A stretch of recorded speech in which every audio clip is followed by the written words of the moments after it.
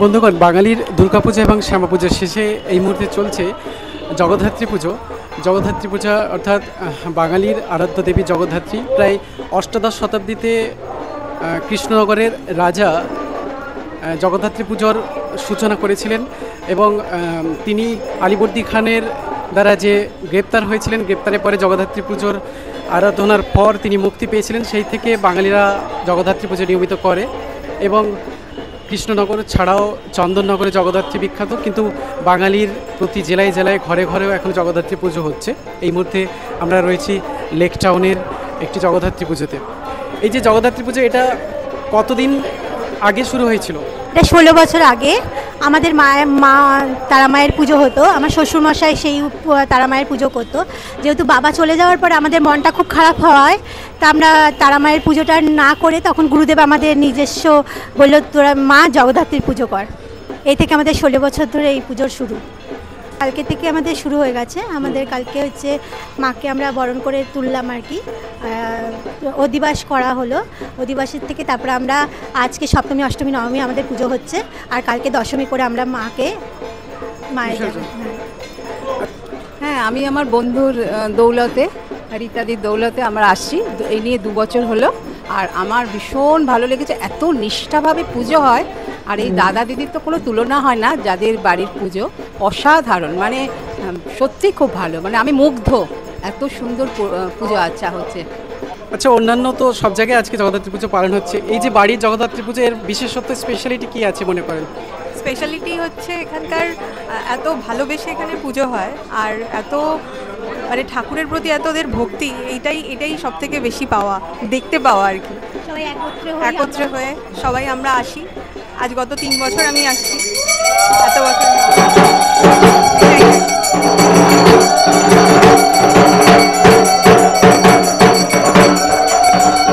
এখানে একটি প্রতিকৃতি দেখতে পাচ্ছি, একটি ছবি, পরিচয়টা একটু দিন। শ্বশুরমশাই উনি হচ্ছে তারা মায়ের পুজো করতেন, আর বাবা চলে যাওয়ার পরে আমাদের গুরুদেব আমাদের জগদ্ধাত্রী মায়ের পুজো এই 16 বছর আমরা পুজো করছি মায়ের পুজো।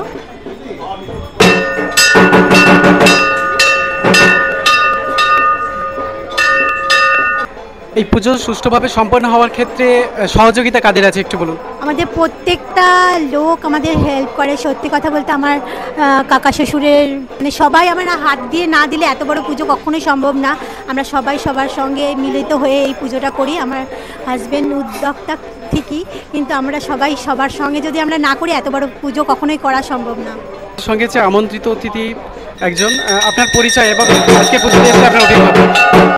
মায়ের পুজোতে অংশ নিতে পেরে আমার ভীষণভাবে ভালো লাগছে, এবং আমি যেখানেই থাকি না কেন এই পুজোতে আমি সকালবেলা এখানে এসে উপস্থিত হই এবং দেখি, এবং মায়ের পুজোটা সারাদিন উপভোগ করার চেষ্টা করি।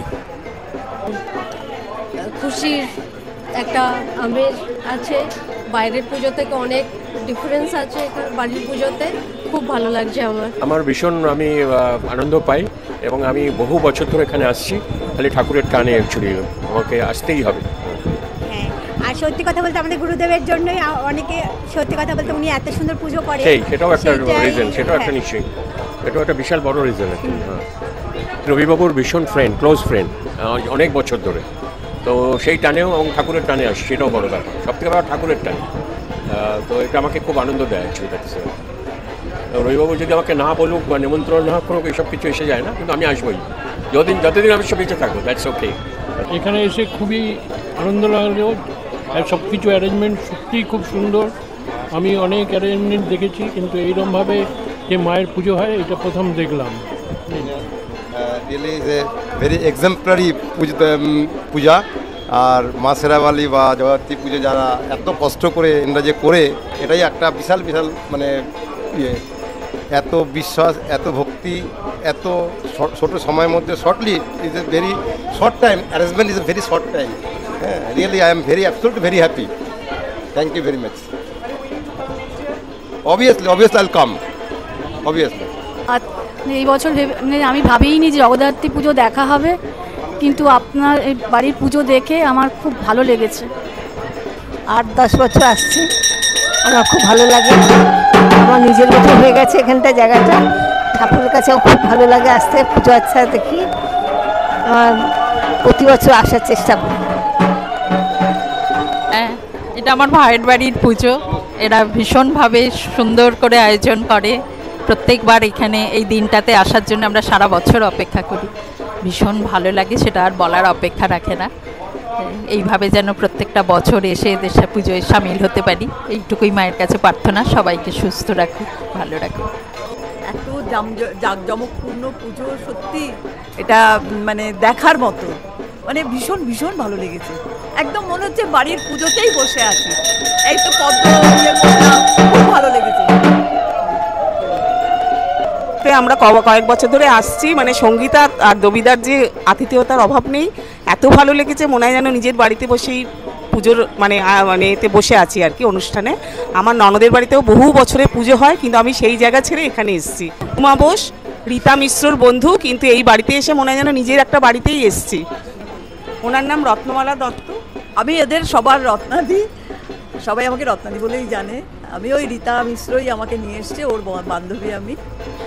যাই হোক, এখানে এসে মনে হচ্ছে একদম নিজের বাড়ির পুজোতেই আছি। তবে আমার গেলবারের পুজো দেখে আমার মনে হয়েছে এইরকম পুজো অন্য কোথাও দেখিনি, এবং এখানে পুরো আমাকে আজকে টেনে নিয়ে এসছে ওই পুজো দেখেই। কারণ হচ্ছে এইখানকার যে ব্রাহ্মণ বলুন, গুরুদেব বলুন, উনি যেভাবে পুজো করেন সাধারণত অন্য অন্য জায়গায় কোথাও আমার দেখা নেই। তাই আমি সেই টানেই এসেছি আজকে এই পুজো দেখার জন্যে। এইটাই হচ্ছে আমার সবথেকে ভালো পুজো বলে মনে হয়েছে। तूने मुझे बुलाया सिरा वालिए, आया मैं आया सिरा वालिए, वो सिरा वालिए, वो जोता वालिए, वो सिरा वालिए, तूने मुझे बुलाया सिरा वालिए, आया मैं आया सिरा वालिए, वो सिरा वालिए, वो जूता वालिए, वो सिरा वालिए, वो माता वालिए, तूने मुझे बुलाया सिरा वालिए, आया मैं आया सिरा वालिए।